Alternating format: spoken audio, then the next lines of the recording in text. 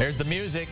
Our first Big Ten on CBS game of the season featuring the #2 Ohio State Buckeyes opening up what could be a magnificent season. They are loaded, hosting Akron, also from the great state of Ohio. 3:30 Eastern time on CBS, also streaming on Paramount+.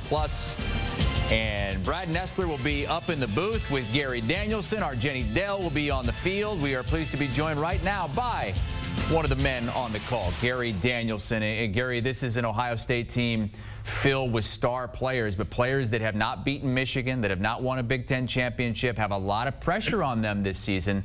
How do you sense that they're going to deal with that pressure from the offseason? Yeah, I think what's happened with Ohio State the last 2 years has really built them to this point right now. Remember 2 years ago when really the de facto national championship game against Georgia, they're a field goal away from playing and probably winning the national championship against TCU. And then last year they watched the team up north, as they like to say, run the table and win the national championship. And I think that's really motivated this team. I think the whole Buckeye fan base is motivated, and it kind of led to a lot of players coming back and pointing for this team and some great decisions by Ryan Day. So, hey, now there's only one thing left to do. You got to do what Michigan did or Georgia did in the day when they were favored, or, Alabama or LSU in 2019. You got to go out and prove it. Going to be seeing a lot of the Buckeyes on CBS this season. And from being in the Big Ten, your playing days, covering the Big Ten for so many years, Ohio State always has elite talent. But Urban Meyer has called this the most talented team on paper he's ever seen. Where will this team excel the most this season? So where will they excel the most? I think their defense is pretty set. And I think as they go into the season, the two areas from 2023 that they're really looking at to be a championship team. We know Ohio State's going to be a great team. I mean, it would be a huge upset if they don't make the playoffs in college football this year. The thing that held them back a little bit last year was a young quarterback in Kyle McCord. He wasn't a bad quarterback, but he was young, inexperienced, and to try to win the national championship. And then the second part is the offensive line.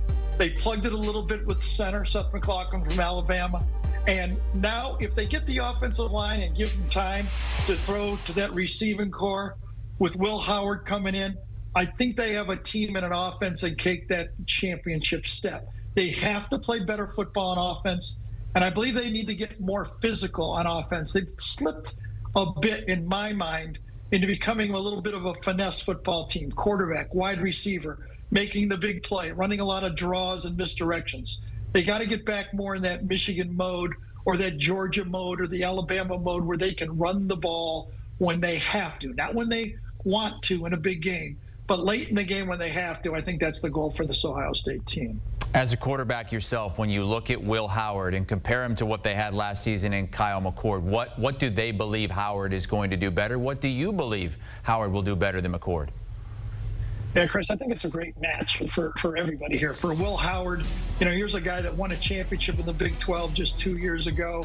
He put his time in. He's learned the football game. He's grown bigger and stronger. We know he's a good runner. He's a fast runner. But now he gets a chance to prove what he wants to do, prove he can win on the biggest level, and prove he can run a pro offense. I mean, his ultimate goal, of course, he wants to win a championship, maybe a little bit like Joe Burrow did at LSU, but he also wants to prove he can be an NFL-style quarterback.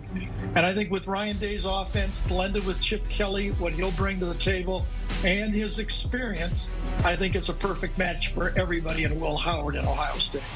You've mentioned all the weapons around him, not just, the young guys out at wide receiver and, the offensive line in front of him, but that backfield's as good as any backfield in the country. They've got one of the top transfers in the country, Quinshon Judkins, coming in. How do you expect Judkins and Henderson and the running backs to kind of split the snaps in the backfield this season? Chris, I think all these young running backs now look to the NFL and say, I don't have to carry the ball 35 and 40 times to impress the NFL. What I need to show is that I can make NFL plays, and I can do it splitting the time, just like the NFL is nowadays. You have very few running backs that get those 35 carries anymore. Those are days in the past. So you need to take advantage when you get on the field. TreVeyon Henderson has to show he can stay healthy, and Quinshon Judkins needs to show that besides getting the ball 35 times, he can blend into the passing game and show that when he gets his opportunities, he can be that explosive back we saw in the SEC. I think it's great for both guys. I mean, Travion has to show he can stay healthy, and he'll be a high pick. I think Quinshon just says, I've done it in the past. Now I'm going to put a championship team with my talent on my resume. You already mentioned that it would be stunning if Ohio State didn't make the college football playoff. There are a couple other teams in the Big Ten that feel like they are playoff teams, like Oregon, like Penn State. How many teams from this conference do you think have a chance to challenge for the CFP? Yeah, I think that it'd be a huge upset if Ohio State and Oregon be the story if either one of those don't make the playoffs, and it'd be a catastrophe for both teams. I think it'd be a good story if Penn State and Michigan make it, and I think they have a good run at it. My next three teams are Iowa and Nebraska because of their schedules this year. I think the improved play at quarterback from Raiola, and I think Rutgers, I know they've had an injury lately, with their schedule has a chance. Two dark horses for different reasons.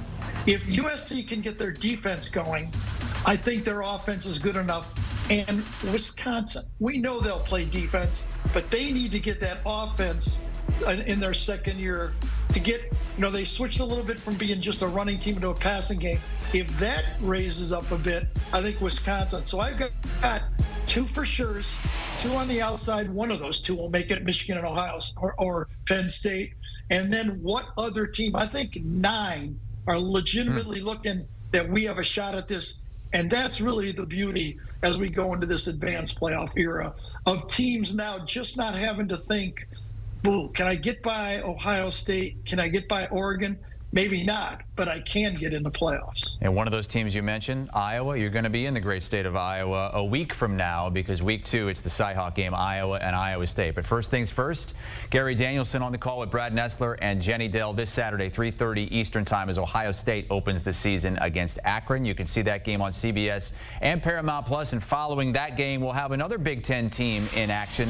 UCLA is out in Hawaii. That's a 7:30 Eastern Time kickoff. That's an interesting game. UCLA is a 2-touchdown favorite, but Hawaii's already played. They won by 21 in a little tune-up game week 0.